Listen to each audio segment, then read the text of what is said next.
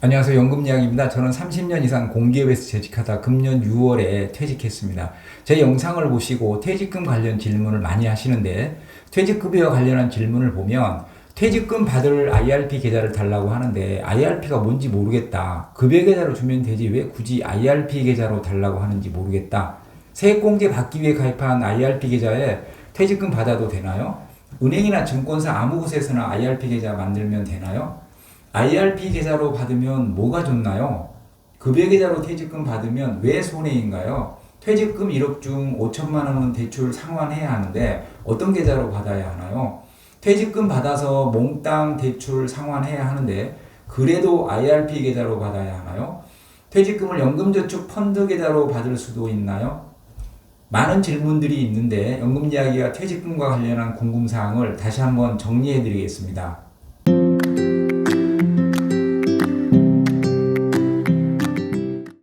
퇴직금 받을 IRP 계좌를 달라고 하는데 IRP 계좌가 뭐죠? 개인형 퇴직연금 계좌입니다. 연말정산 세액공제를 받기 위해 개설한 적립 IRP와 퇴직급여를 받기 위해 개설한 퇴직 IRP 계좌로 구분할 수가 있습니다. 급여 계좌로 주면 되지 왜 IRP 계좌를 달라고 하죠? 퇴직급여는 특별한 경우에는 IRP 계좌로 받아야 합니다. 급여 계좌로 받으면 세금을 원천 징수하지만 IRP 계좌로 받으면 세금을 떼지 않고 퇴직금 몽땅 입금해 줍니다.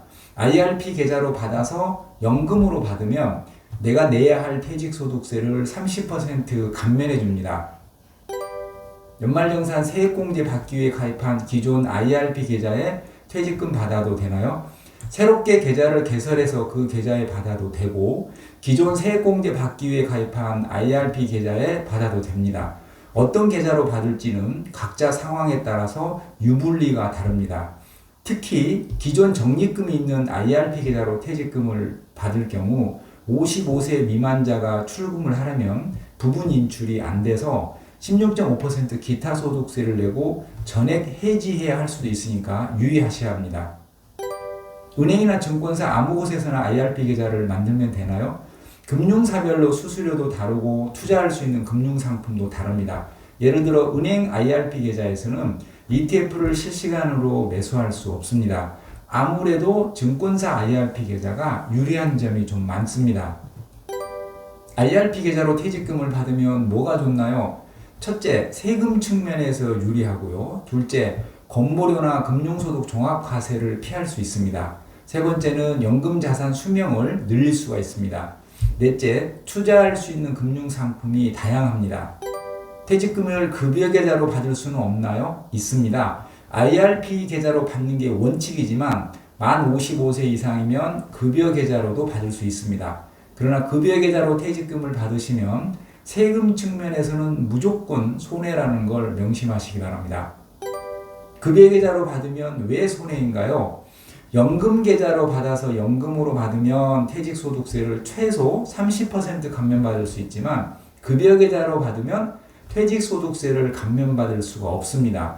퇴직금 몽땅 찾아서 대출 상환을 하더라도 일단은 IRP 계좌로 받으면 적어도 첫 해 연금 수령 한도 금액은 세금 감면을 받을 수 있는 것입니다. 퇴직금 1억 중 5천만 원은 대출 상환해야 하는데 IRP 계좌로 받아서 목돈 5천만이 필요할 때 인출해서 대출 상환하시면 됩니다. 다만 연금 개시 요건이 되지 않으면 퇴직금 1억 중 5천만 원만 따로 찾을 수가 없고 세금에서 큰 손해를 보고 몽땅 해지해야 합니다. 물론 연금저축 펀드는 55세 미만이라도 부분 출금이 가능합니다. 연금 개시 요건이 뭔가요? 연금 계좌에 가입한 지 5년이 지나야 하고 만 55세 이상이어야 합니다. 다만 퇴직금을 퇴직 이후에 찾을 때는 가입기간 5년을 채우지 않아도 만 55세 이상이면 연금 개시 요건이 됩니다. 퇴직금을 연금저축 펀드 계좌로 받을 수도 있나요? 있습니다. 퇴직금은 연금 계좌로 받는데 연금 계좌라고 하면 연금저축 계좌와 IRP 계좌를 말합니다. 그러니까 연금저축 펀드 계좌로도 퇴직금을 받을 수가 있습니다. 다만 퇴직연금 DC형은 연금저축 펀드 계좌로는 받을 수가 없고 일단 IRP 계좌로 받아야 합니다. 연금저축 펀드 계좌로 퇴직금을 받으면 좋은 점이 있나요? 있습니다. 2013년 3월 전에 가입한 연금저축 펀드 계좌의 퇴직금을 받으면 일시금이나 목돈이 필요할 때 세금 측면에서 유리합니다. 2013년 3월 전에 가입한 연금저축 보험을 연금저축 펀드로 이전한 후에 그 계좌의 퇴직금을 받아도 세금을 절약할 수 있습니다. 왜 세금 측면에서 유리하나요? 가입 연차가 오래되어 연금 수령 연차가 늘어나기 때문입니다. 그러니까 2013년 3월 전에는 연금 의무 수령 기간이 5년이었고 그 이후에는 10년으로 늘었습니다. 이전 계좌는 연금 의무 수령이 짧기 때문에 퇴직소득세 30% 감면 받을 수 있는 연간 연금 수령 한도가 큽니다. 따라서 연금 계좌에서 일시금으로 찾거나 목돈이 필요해서 찾을 때 세금 감면 측면에서 유리합니다. IRP 계좌 연금 수령 연차를 늘려서 세금을 줄이려면 비어있는 IRP 계좌에 2013년 3월 전에 가입한 연금저축 보험을 이전하면 됩니다. 이렇게 이전하면 연금저축 보험 가입 일자를 IRP 계좌가 승계합니다. 연금저축 보험 계좌로도 퇴직금을 받을 수 있나요? 연금저축 보험 계좌로는 퇴직금을 받을 수가 없습니다. 연금저축 보험을 연금저축 펀드나 IRP로 이전해서 퇴직금을 받으시면 됩니다. 연금저축 보험은 이전이 가능한데 연금보험이나 변액연금은 이전할 수가 없습니다.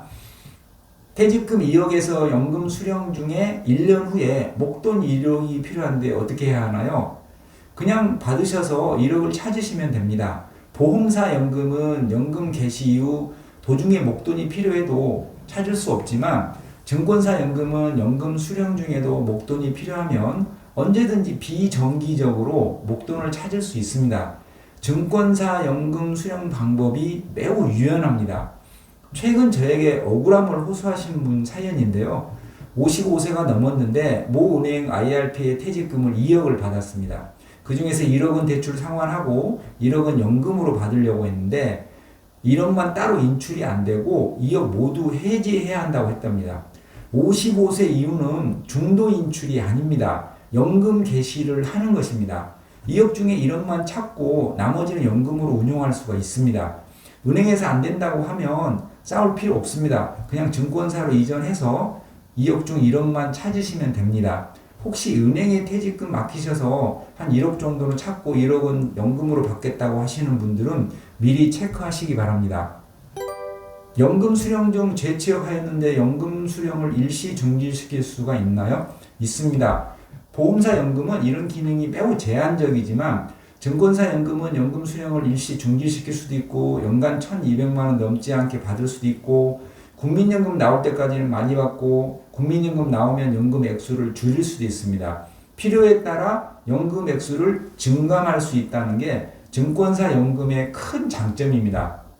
퇴직소득세를 줄일 방법은 퇴직소득세는 같은 퇴직금이라도 재직기간이 길면 세금이 적습니다. 똑같은 퇴직금 1억이라도 10년을 재직한 사람보다 20년을 재직한 사람이 훨씬 세금이 적습니다.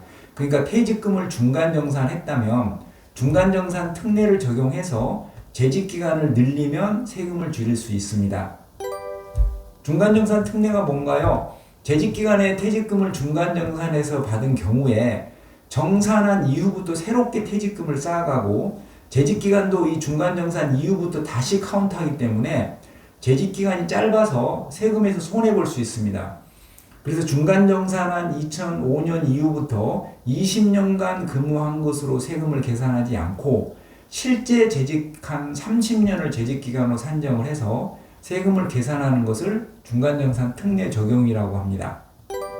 퇴직소득세를 절감할 수 있는 다른 방법은 급여계좌로 받으면 세금 절감을 할 수 없고 IRP 같은 연금계좌로 퇴직금을 받아야 절감할 수 있습니다. 연금계좌로 퇴직금을 받아서 연금으로 받으면 세금을 30% 감면해 주는데 실제 연금 수령 연차 11회차부터는 40%를 감면해 줍니다. 연금으로 수령한다는 정확한 의미는 매월 일정 금액을 장기간 받아도 급여계좌에서 받으면 연금 수령이 아닙니다. 연금계좌에서 받아야 연금입니다. 그런데 한꺼번에 너무 많이 찾으면 연금이라고 할 수가 없으니까 연금 수령 한도라는 걸 정해놨습니다. 이 연간 연금 수령 한도 내로 받으면 연금 수령이라고 해서 세금을 30% 깎아주는 것입니다. 목돈이 필요하면 목돈 인출이 가능하다고 했는데 맞습니다. 증권사 연금은 연금으로 받다 목돈이 필요하면 목돈으로 찾을 수 있습니다. 즉 연금 수령 한도를 초과해서 찾을 수 있다는 것입니다. 연간 연금 수령 한도를 초과해서 많이 찾으면 연금 수령 한도를 초과한 금액은 세금 혜택을 받지 못할 뿐입니다. 연금 수령 한도는 어떻게 계산하나요? 계산 공식인데요. 분모는 연금 수령 연차이고 분자는 현재 잔액이라고 보시면 됩니다. 예를 들어서 퇴직금 1억이라면 10년 수령 가정 시 첫 해 연금 수령 한도는 1,200만 원입니다. 즉 연금 개시 첫 해 1,200만 원까지는 연금 수령이니까 내가 내야 할 세금에서 30%를 깎아주는 것입니다. 만약에 첫 해 자동차를 바꾸기 위해서 3,000만 원을 찾았다면 1,200만 원은 세금 30%를 깎아주고 연금 수령 한도를 초과한 1,800만 원은 세금 감면 없이 당초 내가 내야 할 세금을 내는 것입니다. 목돈을 찾으면 특별히 손해를 본다기보다 세금 감면 혜택을 못 볼 뿐입니다. 목돈이 필요하다고 몽땅 원천징수하고 급여계좌로 퇴직금을 받으면 손해입니다. 연금계좌로 받고 필요한 목돈을 찾으시면 됩니다. 연금 수령 연차는 어떻게 계산하나요? 55세부터 연금을 개시할 수 있는데 55세 연금을 개시하면 1년차가 되는 것입니다. 56세에는 2년차, 57세에는 3년차 이런 식으로 연차가 올라가고 64세가 되면 10년차가 됩니다. 10년차부터는 연금 수령 한도가 없습니다. 10년차가 되면 한꺼번에 전액을 찾아도 전액 세금 30% 감면받는 것입니다. 퇴직금 관련 질문 내용들을 모아서 핵심 답만 설명해 드렸습니다. 더 자세한 영상은 제 퇴직연금 채널에서 보실 수 있습니다. 주제별로 상세하게 설명해 놨으니까 도움이 되실 겁니다. 그래도 이해가 안 가신다면 카톡이나 이메일로 문의하시면 상담해 드리겠습니다.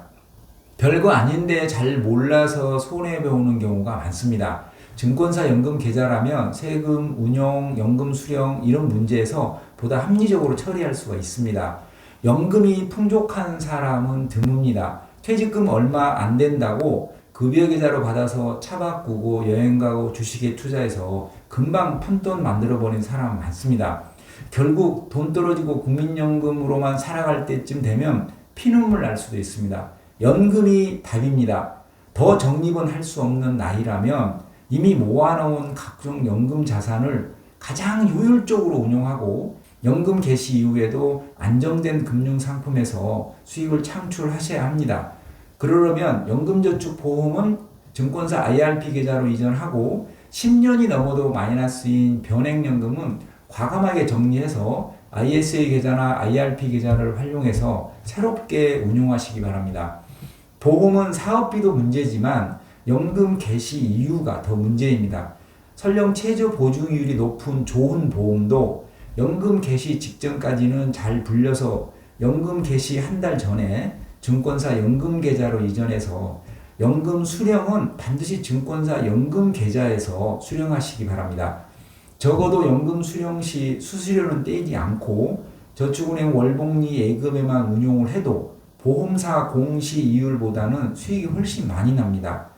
생각보다 오래 살 수 있습니다. 연금 수명을 길게 가져가시기 바랍니다. 연금 못 타먹고 죽을까 걱정하기에 앞서 연금 없이 오래 살까 걱정해야 한다는 말로 마치겠습니다. 연금 이야기 차기옥수였습니다. 또 뵙겠습니다. 감사합니다.